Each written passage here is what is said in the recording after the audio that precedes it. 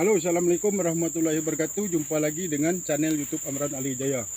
Di cerita kali ini kita bercerita tentang gimana membedakan buah masak dan buah mentah atau buah mekal standar perusahaan. Oke kawan-kawan, ikuti perjalanan bagaimana cara membedakan buah masak dan buah mentah. Waalaikumsalam warahmatullahi wabarakatuh. Saya minta waktunya sebentar untuk masalah sosialisasi cara panen buah masak. Ya.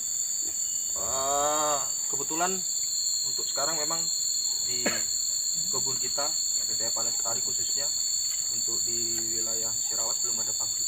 Cuma nanti ke depan di awal tahun kita sudah rencana akan buka pabrik sendiri. Ya, jadi sekarang kita mulai panen untuk persiapan pabrik kita sendiri. Kita dituntut nanti panen buah masak ya. Jadi yang buah-buah mengkal itu sudah tidak masuk kriteria panen lagi di pabrik kita sendiri. Dan kebetulan untuk sekarang di pabrik di luar juga kita yang kirim sekarang sudah mulai ketat masalah gradingan buah mentah ya. Jadi yang perlu diketahui yang pertama untuk masalah panen buah masak itu adalah kriteria panen. Kriteria panen itu buah yang sudah masak itu adalah normalnya dia sudah membrondol, ciri-cirinya ya. Kalau dia sudah membrondol itu adalah salah satu ciri-ciri buah itu sudah masak. Memang ada beberapa buah yang dia tidak, yang abnormal, dia tidak akan membrondol walaupun dia sudah masak. Ujung-ujungnya dia akan kosong hitam. Ada juga dia yang patah. Ya. Tapi kalau yang patah itu dia sudah termasuk masak. Ya. Terus untuk kriteria panen itu sendiri, dia ada fraksi panen namanya. Fraksi panen itu adalah derajat kematangan dari buah itu sendiri. Jadi dari fraksi panen itu kita bisa tentukan, oh buah ini buah mentah kah, mengkal kah, masak kah, overripe kah, atau busuk. Ya. Jadi fraksi itu ada 5. Fraksi 0 yang pertama. Fraksi 0 itu adalah buah mentah yang dia memang betul-betul belum ada brondolnya. Ciri-cirinya belum ada brondolnya. Secara fisik dia masih terlihat hitam. Ya, masih terlihat hitam. Itu fraksi 0. Itu jelas mentah. Ya. Yang kedua fraksi 1. Fraksi 1 itu adalah buah yang sudah membrondol tapi kurang dari 3 ya. Yang perlu diperhatikan untuk masalah jumlah brondolan yang terlepas itu adalah jumlah brondolan yang normal ya. Yang normal dia lepas sendiri, bukan dicucuk-cucuk. Ada kalian kan cucuk-cucuk kan, kalau mau ngetek kan cucuk-cucuk, udah rontok apa belum? Ini yang brondolannya sudah alami, dia lepas dari buahnya, dari buahnya. Dia sudah brondol alami sendiri. Jadi brondol alami itu belum tentu dia jatuh di piringan. Brondol alami itu walaupun dia kita lihat di situ sudah merah, tapi belum ada di piringan. Ketika kita turunkan buah itu bisa saja dia jatuh. Ya. Tapi yang alami ya, bukan karena kena dodos. Ya. Jadi dia yang sudah membrondol alami 3 butir dari janjangan. Itu masuk kriteria buah mengkal, masih mengkal. Ingat yang pertama tadi fraksi 0 buah mentah, dia hitam belum brondol. Fraksi 1 adalah buah mengkal ya. Biasanya kalau orang kebun bos-bos itu bilangnya unripe ya. Itu dia brondolnya kurang dari 3 dari janjangan. Jadi kalau di dodos sudah jatuh, dihitung misal ini 1, baru 1 kan iya. Nah, ini kan mengkal. Ini mengkal. Ya, mengkal. Kalau yang mentah mungkin dia masih hitam, nih, hitam pekat. Nah, belum ada brondolannya yang dia jatuh secara alami. Jadi ini yang mentah, ya masih ada hijau-hijaunya. Ini buah mengkal, brondolan alami 1. Tuh, ya. Mengkal, ya. Jadi ada mentah, ada mengkal. Yang ketiga fraksi 2 dan 3.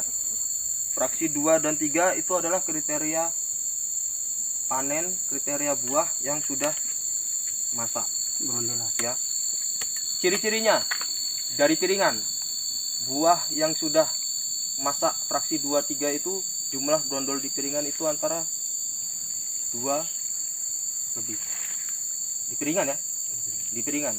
Jadi dia sudah jatuh di piringan. Kalau tadi yang mengkal dia belum ada di piringan, tapi ketika didodos dia jatuh rupanya kurang dari 3 itu mengkal. Kalau yang masak dia brondol di piringan minimal 2. Kalau udah dijatuhkan minimal bisa jadi Nah, 10. Kalau sudah dijatuhkan, dia akan bertambah. Jumlahnya brondolan itu dia harus 2 butir per kilogram. Jadi misal BJR di sini berapa? 9 kilo, anggaplah 9,1 Pak. 9 kilo.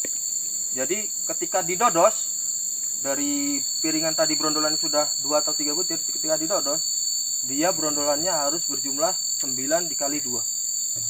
18. Jadi ketika didodos buah ini harus ada 18 butir yang sudah membrondol. Kalau dia belum ada 18 butir, berarti dia masih mengkal. Termasuk ini masih mengkal. Termasuk ini. Jadi terhitung masih mengkal. Walaupun dia sudah ada yang membrondol, mungkin ini tadinya waktu sebelum didodos di piringan mungkin ada 1 brondolan atau belum ada brondolan sama sekali. Ini masih terhitung mengkal. Jadi yang masak itu brondolannya setelah didodos itu minimal harus 18 kalau dia BJR-nya 9. Jadi hitung saja, kalau BJR di sini 9 berarti kali 2. Kalau di sini BJR-nya 10 berarti kali 2. Kalau di sini BJR-nya 5 kilo kali 2. Itu jumlah brondolan yang harus lepas dari janjang. Ya. Terus kemudian fraksi 4. Fraksi 4 itu adalah buah yang sudah terlewat masa. Ya, Engkos ini Pak ya. overripe. Belum. Overripe. Fraksi 4 itu ciri-cirinya adalah brondolannya dia sudah terlepas dari janjangan itu lebih dari 50% janjangan brondolannya. Misal ini. Kira-kira ini BJR 8 kilo, misal dikali 2 berarti 16. Kalau dia dalam satu janjang ini kira-kira ada 70 atau 80 butir misal. Yang rontok 50%-nya berarti sekitar 40 butir dia yang sudah rontok ya. Itu berarti dia sudah overripe. Overripe itu sudah terlewat masa. Ya, itu fraksi ke-4. Jadi brondolannya yang sudah lepas itu lebih dari 50%, lebih dari separuhnya brondolan sudah lepas dari janjangan. Yang terakhir nggak ada. Yang terakhir adalah buah busuk atau belum busuk, jangkos. Fraksi kelima adalah jangkos. Jangkos itu sudah habis lah. Paling sudah 75%, tinggal 25%-an yang masih ada sisa. Nah, itu kalau sudah lewat janjang kosong, apalagi sampai busuk, itu berarti sudah terlewat. Buah berarti tertinggal, tidak dipanen. Ya. Berarti yang harus kita pahami untuk masalah kriteria panen buah masak itu, kalau di piringan itu paling tidak 2 atau 3 brondol, itu baru dapat buah masak. Harapannya ketika didodos atau diegrek buah diturunkan tambah itu brondolnya bertambah. Jumlahnya berapa? 18. 18 kalau BJR-nya 9. Kalau BJR-nya 15 ya 30. Kalau BJR-nya 20 nanti ya harus 40. Ya. Ini harus diperhatikan. Ketika nanti kita sudah pabrik sendiri, kita bukan lagi pikirkan masalah buah sawit jual minyak. bobot janjang yang kita jual. Kita sudah mikirkan rendemen minyak. Rendemen itu adalah kandungan minyak dalam buah. Ya. Itu yang harus kita kejar. Rendemen itu kita harus kejar minimal 25% harus kita dapat di kebun-kebun, di pabrik-pabrik kita yang sudah ada ya. Jadi kalau memang buah masak yang kita panen, ya insya Allah rendemen kita dapat, kualitas rendemen pun bagus. Tapi kalau masih ada buah mentah, itu yang akan membuat kita nggak dapat rendemen. Apalagi kalau kita sampai panen buah jangkos atau buah busuk, kita kirim ke pabrik, Apa resikonya? Ini janjangan yang sudah kosong, nggak ada apa-apanya, dipres, ya. Di situ di mesin press bercampur dengan minyak, minyaknya malah tersap lagi di janjangan. Harusnya kita press ini kita mengeluarkan minyak, malah minyaknya habis minyak diserap lagi. Menyerap minyak. Iya kan? Apalagi kalau sampai sudah jangkos atau busuk. Terus kemudian yang perlu diperhatikan, sudah saya bagikan kemarin untuk masalah namanya? Jangan. Ini tangkai ini salah satu pemicu. pembuat kita rugi minyak. Selain jangkosnya tadi, ya kalau dia busuk, tangkai ini juga kalau di mesin press dia menyerap minyak. Ya. Jadi usahakan kapak itu mulai dibiasakan dipakai. Ya. Saya kemarin bagi lebih cepat, kenapa? Saya harap kita sudah bisa mulai coba dulu, karena nanti tahun depan sudah pasti kita dituntut tangkai buah ini tidak ada lagi. Jadi kalau nggak kita biasakan dari sekarang, ya nanti akan Keteteran. mungkin keteteran. Kriteria panen tadi masalah buah masak, ya ini mulai kita jalankan, ya. Ya bukan hanya sekarang tuntutan dari pabrik yang gradingannya memang masih ketat, tapi ya itu salah satunya, nanti pabrik kita sudah jadi, pabrik kita pun pasti akan lebih ketat, ya. Namanya kita sudah pabrik sendiri, kita olah sendiri, kita pasti mau hasil yang baik, ya. Mungkin itu aja dari saya. Ada tambahan? Mandor? Ada yang tanya? itu bisa turun belum? Yang mana? Merah. Itu. Sebenarnya kalau ini, Sekarang ya. kalau ini berapa tadi? Satu. Belum satu. Ini tetap kena grading kan? Kalau di pabrik. Belum. Pabrik sendiri.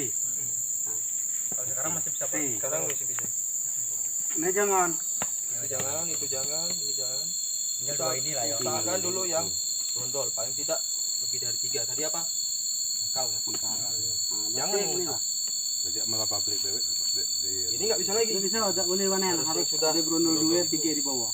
Minimal dua. 3 atau 2 sudah di piringan. Itu pun nanti kita sesuaikan dengan kondisi cuaca. Biasanya untuk kriteria panen nanti akan berubah sesuai kondisi cuaca, sesuai dengan Buah juga. kondisi buah di lapangan. Biasanya kalau musim hujan, kriteria panen akan dikurangi. Misal kalau yang musim panas atau musim kering dia brondol 3, musim hujan bisa jadi brondol 2. Karena apa? Buah itu akan lebih cepat membrondol. Iya kan? Buah akan lebih cepat membrondol. Kalau kita tahan buah itu lama-lama di pokok juga, akan nanti lama-kelamaan akan jadi jangkos. Ya. Jadi nanti akan kita sesuaikan dengan kondisi buah, cuaca. Ada lagi mau tanya? Sawit hijau itu. Nah, kenapa? Itu kan kadang udah merondel tapi warnanya masih hijau. Yang penting brondol. Yang penting brondol, sama saja. Yang penting brondol. Intinya buah sudah brondol, panen. Nah. Kalau belum jangan. Itu kan belum ada yang merondel hijau. Iya. Terus buah-buah abnormal, misal dia buah batu, ada kan? Ada. Mungkin ada 1-2 pohon yang dia buahnya buah batu. Ya kalau dia sudah terlihat merahnya merah tua, panen aja. Yang belum merondel. Dia nggak akan brondol sampai dia busuk hitam. Iya kan? Malah hitam dia, malah busuk hitam. gosong. Sejak ngadi H18 yang ngadi. Enggak ada. Lihat saja warna buah, kalau dia sudah merah apa namanya? Merahnya merah tua, panen. Terus ada buah juga yang dia patah pucuknya, yang tadi saya bilang pagi kan. Dia belum brondol tapi pucuknya dia patah. Panen saja itu, Pak. Udah masak. Memang dia buahnya yang Kadang masih normal. hitam juga itu Pak. Nggak apa-apa. Tapi Dia itu kalau nggak dipanen, dia ujungnya ini malah yang hitam. iya Lihat kan? Ujungnya patah, busuk. busuk. Nggak apa-apa, panen saja. Pembrondol. Ya. Sedikit untuk pembrondol. Setelah kita nanti panen buah masak, ya, pasti brondolan akan lebih Banyak. akan banyak. Ya. Jadi biasanya di pabrik itu akan dikunci jumlah persen brondolan itu 7%. Ya. 7%. Biasanya kalau sudah panen buah masak, itu brondolan normalnya itu 7%. Kalau kurang jumlah brondolan dari 7% dari jumlah buah yang kita kirim, berarti ada masalah. Misal pertama buah kita yang kirim 10 ton, 7%-nya berarti 700 kilo. Kalau brondolan hanya ada 400 kilo misal yang dikirim, pasti akan ada jadi pertanyaan. Pertama, apakah betul buah yang kita panen itu masak? Ya, kalau brondolnya kurang.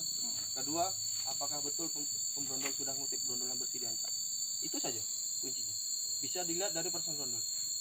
Jadi bisa juga pemanen yang kena, bisa juga pembrondol yang kena. Hati-hati. Kalau sudah kita panen buah masak tapi brondolan tidak dapat 7%. Antara dua, pemanen masih banyak panen buah mengkal atau pembrondolnya tidak kutip. Itu tuntutan kerja. Ya. Oke. Ada lagi? Mau tanya? Pak Amron, Kerani? Cukup, Pak. Cukup. Jadi kesimpulannya Pak, buah brondol yang dipanen itu. Buah brondol. Ada Pak, satu lagi Pak. Mulai besok kita panen buah yang Brondol. Paling tidak yang ini. Ya. Oke, berarti yang sebelahnya tidak. Tidak. Ini tidak masuk. Ini out nih. masuk kriteria. Ini. Di gun dibalik. Ya. Ini kan sudah lebih dari 3 ini kan? Baru ketahuan kita. Berarti baca nggak patokan Pak ya. Patokannya etaran sementing ya. Nek bawa kayak Untuk sekarang, ya kan? Untuk sekarang, kalau memang hektaran sudah dapat, ya buah yang ngasih kan yang di atas. Ya, kita hanya jalankan saja mana yang ada buah kita panen, ya kan? Yang ngasih ya di atas. Kalau Jangan belah ngomong buah dekat buah kejadian cak dikati Pak Deni ini.